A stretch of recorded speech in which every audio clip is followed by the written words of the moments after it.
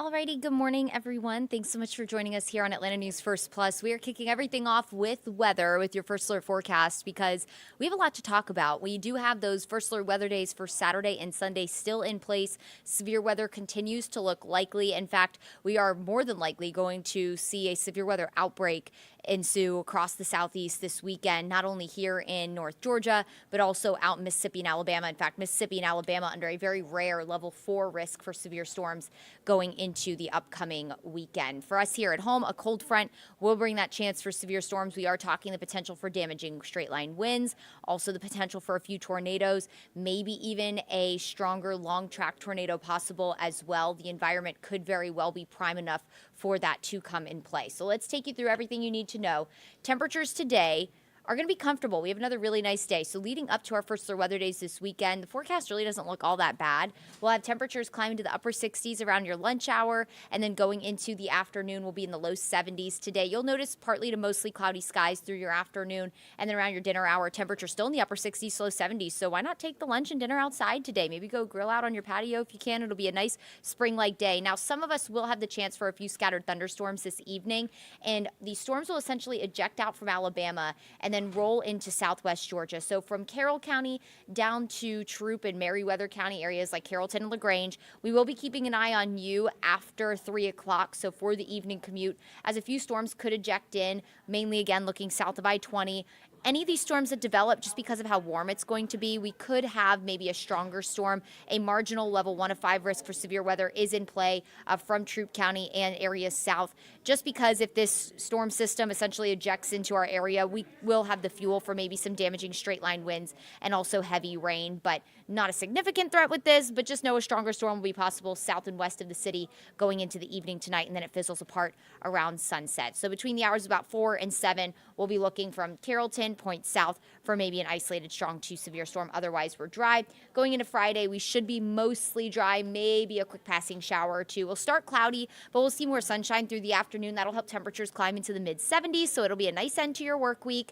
Going into the weekend, our first alert weather day begins on Saturday, but the good news is if you are planning on heading to the St. Patrick's Day parade over in Midtown, starts at noon.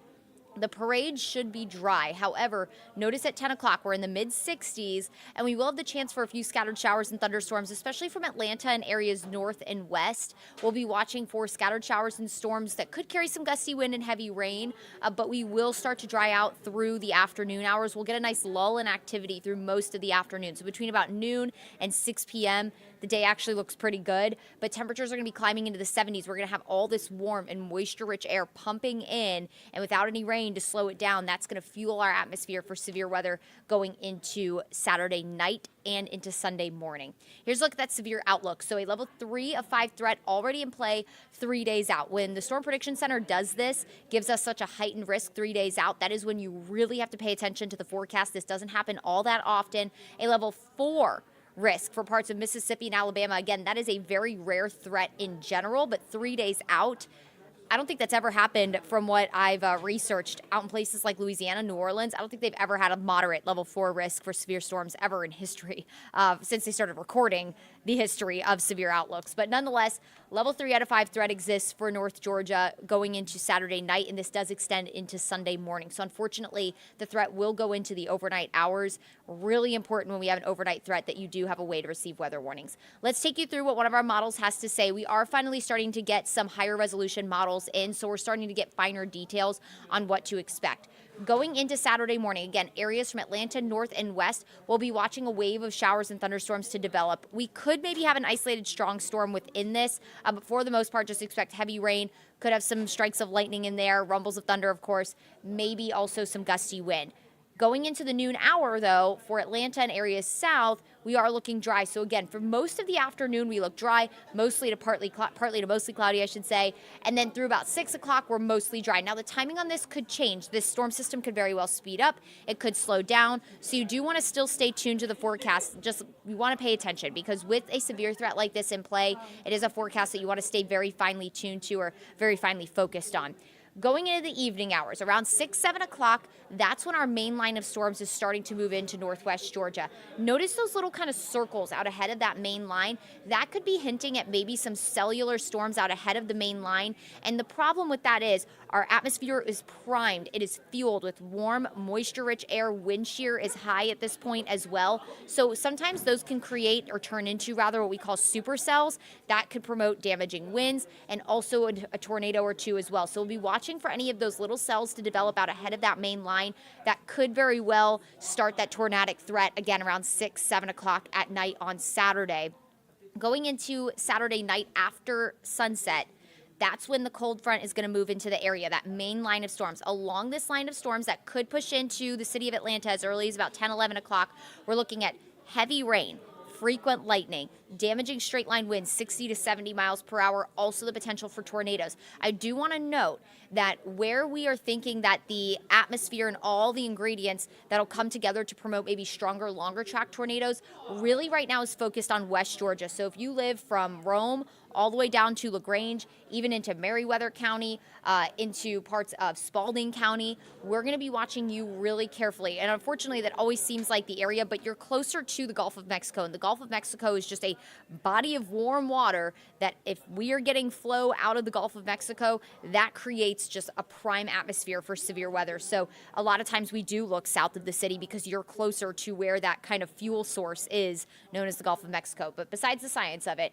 we're really going to be paying attention, I think, to West Georgia for maybe that potential for long track tornadoes. But with that said, at this point in the night, going into the midnight hour, I don't think you can completely rule out a tornado even in the city of Atlanta. So definitely a forecast you want to pay attention to.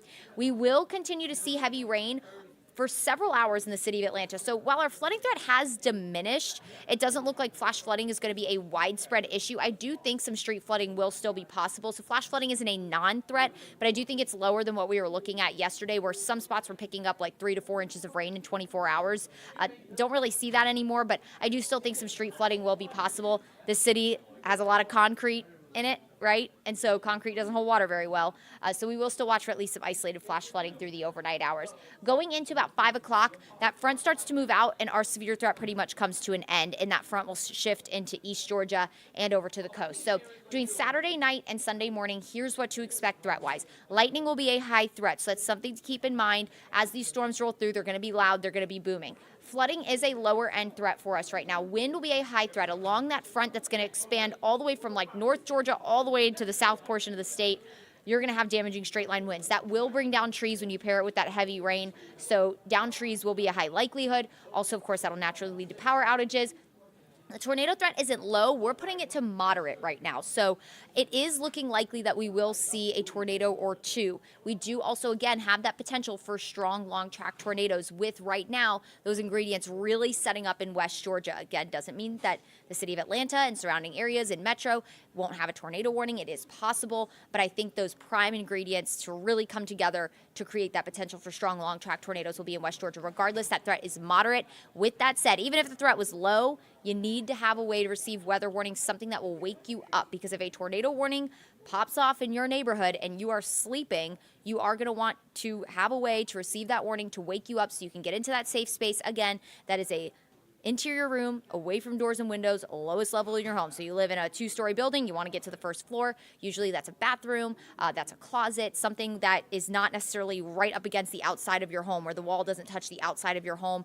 It's always smart to bring something like a pillow with you, a mattress if you can, because if there's, again, a tornado warning in the middle of the night, you just want to be able to keep your family as safe as possible. You want to be able to be alerted of that and be ready and, take your action plan that hopefully you and your family have in place for severe weather. Living in the Southeast, you got to have that, right? So know where that place is in your home going into this upcoming weekend, just because we are unfortunately talking about one of the more heightened severe threats as of right now that we've seen in quite some time. And it is the spring season, so naturally we are going to have severe weather going into the next couple of months. Here's a look at that First Alert 7-day forecast. So for today, 74 degrees, partly to mostly cloudy skies. We'll have that chance for storms mainly south of I-20 between about 4 and 7. Isolated severe storms possible, damaging wind and heavy rain. Tomorrow, partly to mostly cloudy as well. I think we'll start cloudy and then we'll see clouds decrease through the day. That'll help temperatures go into the 70s. We'll also have a south wind, which will also help temperatures go into the 70s. First alert weather days this weekend. Saturday morning, showers and storms are possible. It looks like between about noon and 5, we are dry. So middle part of the day, get out and do what you got to do. You can go to the St. Patrick's Day parade. You can do what you want, but make sure you are home before that line of storms moves in and settled in for the night, because we do have a line of showers and storms that could move into West Georgia as early as 6 p.m. with some of those supercells firing up ahead of the line. Main line of storms moves through overnight. We'll be done with our severe risk about 5 a.m. Now, the timing on this could change, so you want to, again, stay tuned to the forecast. If this line speeds up, if it slows down, we will let you know. Going into Sunday morning, we'll continue that first alert weather day because, again, those storms are still continuing for the morning. Second half of the day looks a lot better. In fact, sunshine returns in the afternoon. We go back in the 70s Sunday afternoon. Low 60s and sunshine on Monday for St. Patrick's Day. Looks great. And then we'll head into the 70s Tuesday and Wednesday. Looks like spring is settling in right now, guys. Overall, big focus is on the weekend. Make sure to have that first alert weather app handy. Not only will that serve as a way to alert you overnight if any warnings are in your area, but we are constantly updating that app with updates on the severe weather threat, the timing, everything you need to know to prepare you for those first alert weather days. All right, I appreciate you spending some time with us here this morning on Atlanta News First Plus. Of course, you can always check out the Atlanta News First app. You can head to our website if you want to stay in tune with all of our top stories going on today. Always lots going on in the city of Atlanta. And as I mentioned, make sure you have that first alert weather app handy to stay updated on these first alert weather days for the upcoming weekend. And join me at Atlanta News First at noon. I'll give you the update there as well. Make it a great Thursday, everyone, and we'll catch you here next time.